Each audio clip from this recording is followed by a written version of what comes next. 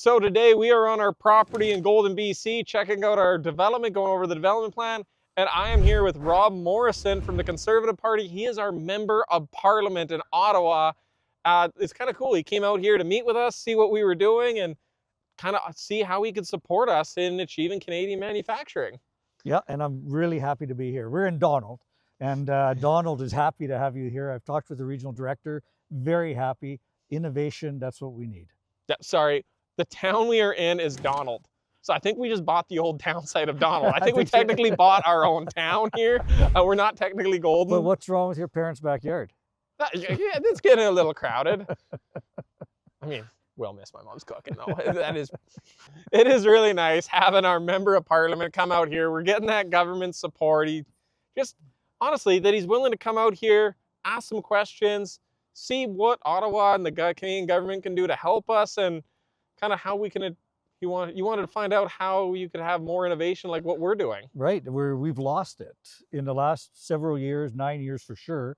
When we push away innovation or we fund other countries to do our innovation, what do we have left? Nothing. And really what I want to see is I want to see people working. Like you could have in this huge chunk of land that you have, 200 people working. That's taxpayers. Yeah. That's people with good jobs and innovation that you're doing with the electric trucks, the logging trucks and that are so much more efficient is unbelievable. Like talent, you have talent and we've lost some of that. And I personally want to see us, especially in communities like this, supporting the fact that you are willing to, on your own, basically come out here, buy the town of Donald, to get this land. And it's just impressive. I see a lot of things where in some sawmills that are family owned, they know how to run, they know how to innovate. They have to.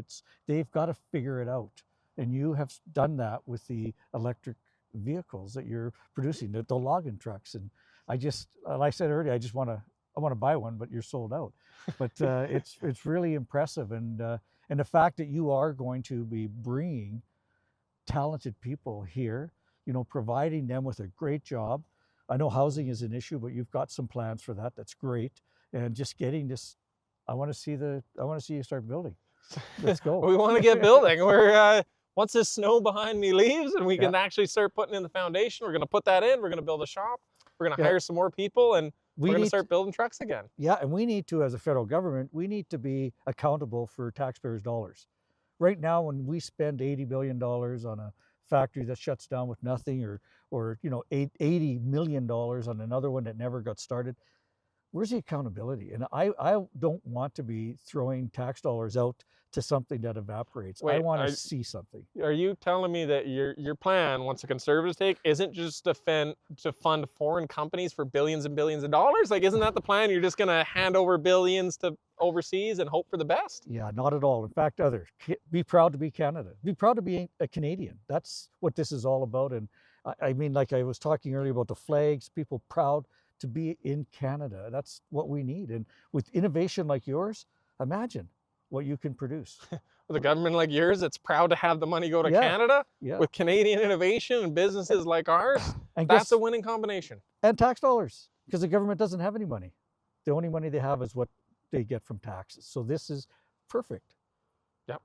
I mean, the only thing your government's spending is someone else's money. And here's the thing is, I think Canadians know how to spend their own money better than the government knows how to spend our money. Well, we've got to remember one thing. Government is not good at business.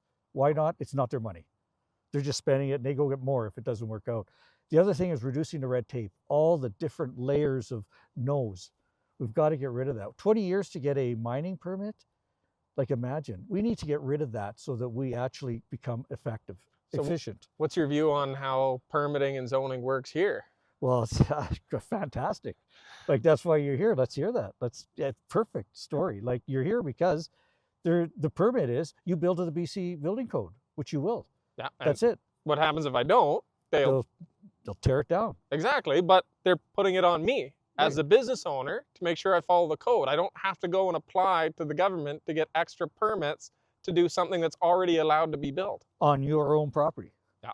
Yeah, exactly. So is that how it should go? If somebody owns their own property, they should be allowed to build what they need to build on it? Exactly. Follow the code. Yep. Yep. That's how we bring Canada how we manufacturing back. We just let people do it. Bring it home, as they say.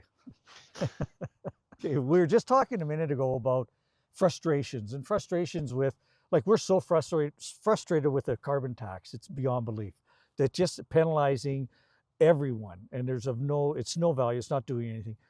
But we were talking about a really good idea on a reefer. So a refrigeration trailer that is really using, because it's a small engine, diesel engine, it's not very environmentally friendly. Tell me the story behind your idea of helping us get beyond that. Okay, so we had a licensing agreement with a company that made those refrigerated trailers that deliver all their food. They have tiny little diesel engines that are the worst because they don't have the emission standards of the bigger ones because they're tiny. So we were going to take out that little mechanical one, put in a tiny little generator, really small one, battery, and then we could cover the sides with solar panels. And we had to find a solar panel that was lightweight, low reflectivity so the sun wouldn't blind cars beside it, and could take rock chips and damage. We found one. The only place that they were made was China. But we ordered them. It was $15,000 for the kit. That was going to convert this trailer to solar. And then we mark it up. We were licensing it to the company that made the refrigerated trailers, and they could sell it to their customer. Right now, the fuel is one of the biggest things in the trucking costs, and they got to fuel those reefers up all the time. They were going to end up saving $10,000, $20,000 a year in their fuel savings on those refrigerated trailers with this solar one, while cutting down some of the dirtiest emissions out there. But then with a 2-year payback. Yeah. 2-year paid off. Yeah. It was awesome. Yeah. And then the tariffs. Yeah. The Canadian government and old Trudeau there decided, what would be a great idea? Why don't we put in some tariffs? And they put in like a 200% tariff on solar panels.